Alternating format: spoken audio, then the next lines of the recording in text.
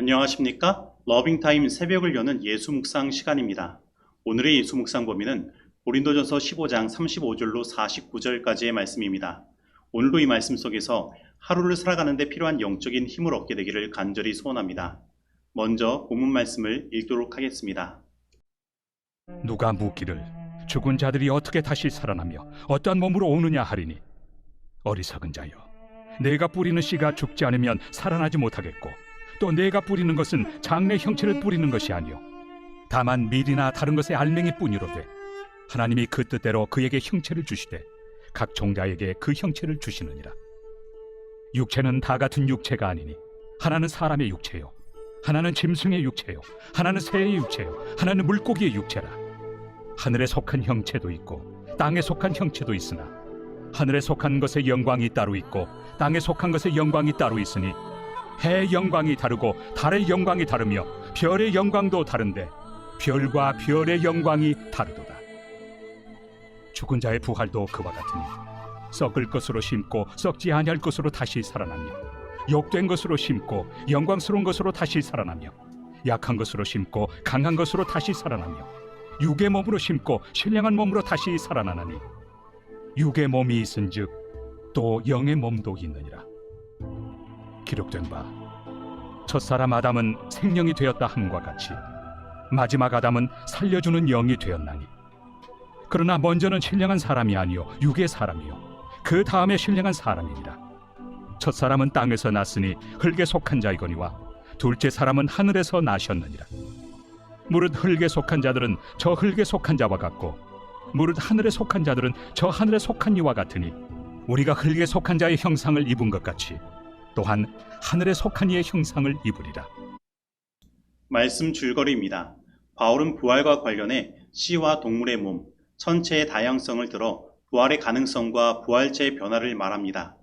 육의 몸으로 심고 신령한 몸으로 다시 사나니, 육의 몸이 있으면 신령한 몸도 있다고 합니다. 그리고 바울은 흙에 속한 아담과 하늘에 속한 그리스도를 대조하며 몸의 부활을 설명합니다. 오늘 본문 말씀은 죽은 자들이 어떻게 다시 살며 어떠한 몸으로 오느냐라는 질문으로 시작하며 그것에 대한 해답을 제시하고 있습니다. 특별히 44절에서 바울은 두 유형의 몸, 곧 현재의 몸과 부활의 몸을 대조합니다. 하지만 그가 여기에 사용하는 단어는 아주 전문적이고 까다로운 단어입니다. 그래서 많은 번역본들은 이 두 단어를 육신적인 몸과 영적인 몸 혹은 신령한 몸으로 번역했습니다. 그러나 이러한 번역으로 말미암아 그것을 읽는 독자들에게 많은 오해를 던져주고 있습니다. 왜냐하면 이것은 전혀 다른 재료로 만들어진 새로운 것이라는 인식을 사람들에게 갖게 만들어 물질적이며 육적인 몸과 비물질적이고 영적이며 실제적인 영을 대조하는 것처럼 여겨지게 만들기 때문입니다. 그래서 마치 헬라의 영육 이원론을 정당화하는 것처럼 여겨지는 것입니다. 그러나 이러한 이해는 사도 바울이 고린도전서에서 끊임없이 거부하며 이야기한 것입니다. 그렇다면 우리는 이것을 어떻게 이해해야 할까요? 사도 바울은 이 문제를 해결하기 위하여 세 가지 논증으로 우리에게 말하고 있습니다. 첫째, 35에서 38절에서 바울은 뿌릴 때와는 판이하게 다른 결과를 낳는 씨의 개념을 소개합니다. 물론 이것은 우리가 죽은 사람의 몸을 땅에 묻으면 그 속에서 새로운 몸이 자라난다는 의미로 말한 것이 아닙니다. 여기서 말하는 핵심은 우리가 연속성을 갖는 새로운 몸의 원리를 이해하는 것입니다. 그리고 그 원리의 핵심은 38절에 있습니다. 하나님이 그 뜻대로 그에게 형체를 주시되 각 종자에게 그 형체를 주시느니라. 즉 부활은 창조주 하나님의 사역으로 말미암아 일어나는 것인데, 거기에는 변화가 내포되어 있는 것입니다. 마치 씨앗이 썩어 다시 썩어질 씨의 모습으로 드러나는 것이 아니라 바로 나무와 식물로 자라가는 것처럼 말입니다. 이처럼 우리는 썩어질 몸을 가지고 있지만 부활 시에 다시 썩지 아니할 몸을 입게 되는 것입니다. 그리고 그 모든 일들은 하나님의 사역을 통해 이루어지는 것입니다. 그리고 둘째, 바울은 39에서 41절에서 사람, 짐승, 새, 물고기, 해, 달, 별 등을 언급하며 이러한 실체들 가운데 몇몇이 영광을 지니고 있다고 말하고, 우리 사람의 옛 영광인 수치나 비천과 대조를 이루어 말하고 있습니다. 바로 우리들의 부활한 새로운 몸은 이러한 새로운 영광을 지니게 되는 것입니다. 하지만 각각 모든 것들이 그 고유의 특질을 가지고 있는 것처럼 그 부활한 몸은 다양한 형태의 피조된 육체적 특성을 가지고 존재할 것입니다. 하지만 우리는 이 망가진 세상에서 다시 살 것이 아니라 영원한 하늘에서 살 것이기에 하늘에 살기에 적합한 하늘에 속한 자의 영광을 입게 될 것입니다.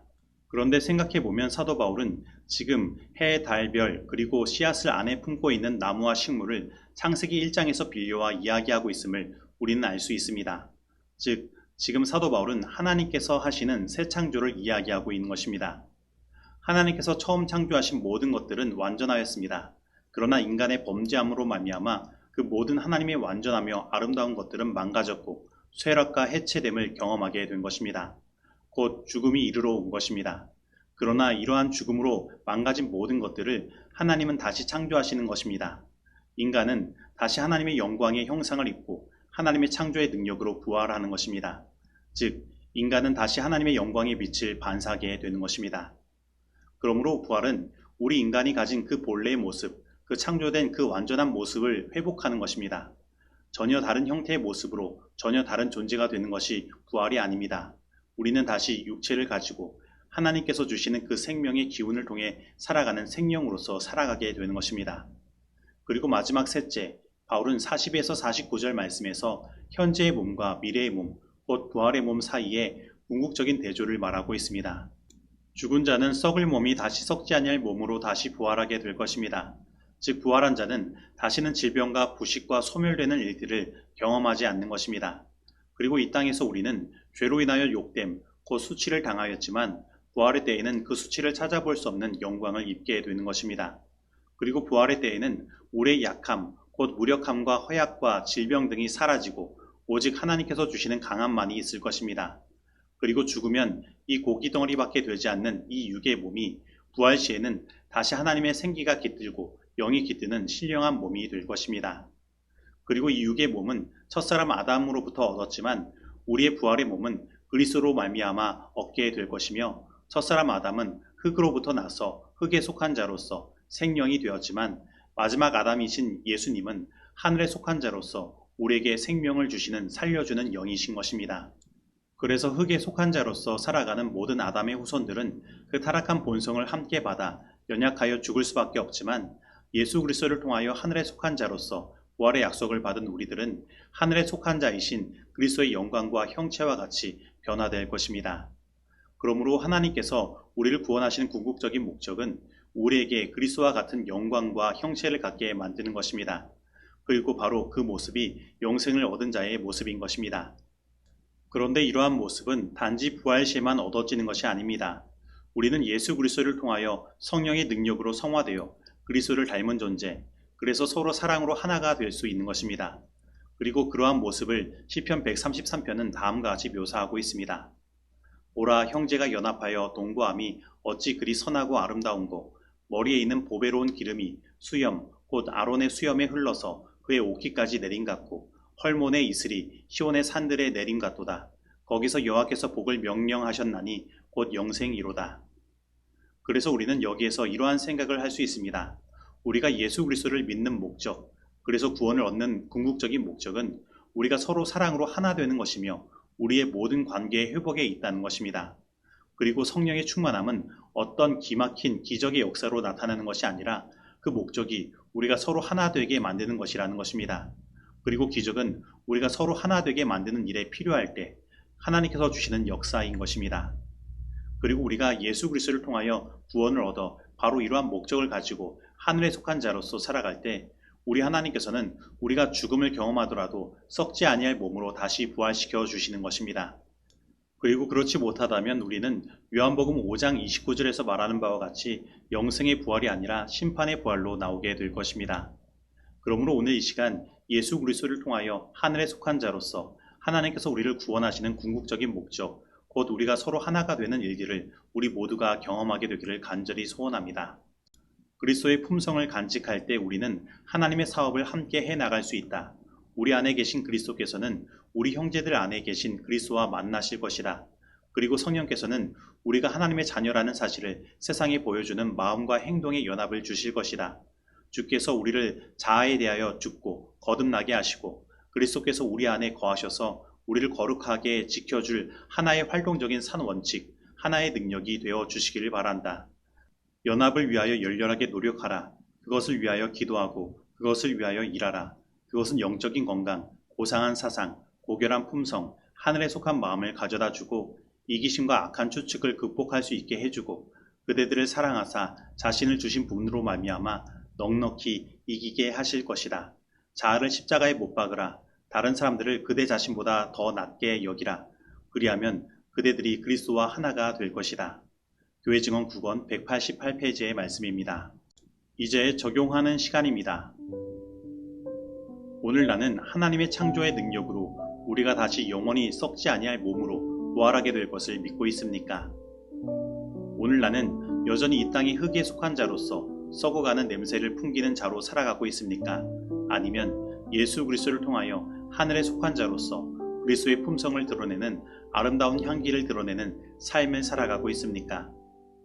오늘 나는 하나님께서 우리를 구원하시는 궁극적인 목적이 우리들의 모든 관계의 회복에 있음을 깨닫고 서로 하나 되기 위해 노력하며 그것을 위해 기도하기를 원하고 있습니까? 오늘 이 말씀 속에서 내가 실천해야 할 것은 무엇입니까? 기도하시겠습니다. 하나님 아버지, 오늘 우리들은 이 땅에 살아가면서 하늘이 아니라 이 땅에서 어떻게 하면 잘 살 수 있을까 고민하고 살아가는 존재입니다. 그래서 예수님을 믿고 신앙을 한다고 하지만 우리들은 이 땅에서의 축복만을 바라고 자기 욕심만 채우고 있습니다. 하나님, 이러한 우리들을 용서하여 주옵시고 이제 다시 예수님을 통하여 하늘에 속한 자로서 살아가게 하여 주옵시고 우리에게 부활의 소망을 허락하여 주시며 그리스도의 품성을 닮은 자로서 아름다운 향기를 풍길 수 있도록 인도하여 주옵소서. 그리고 오늘 우리들의 신앙의 궁극적인 목적이 이 땅에서 잘 먹고 잘 살며 축복받는 것이 아니라 우리들의 삶의 모든 관계의 회복을 통해 서로 진정으로 사랑하며 하나 되는 것이 되게 하여 주옵시고 우리의 삶의 그 모든 관계 속에서 천국을 경험할 수 있도록 우리를 인도하여 주옵소서. 예수님의 이름으로 기도드립니다. 아멘.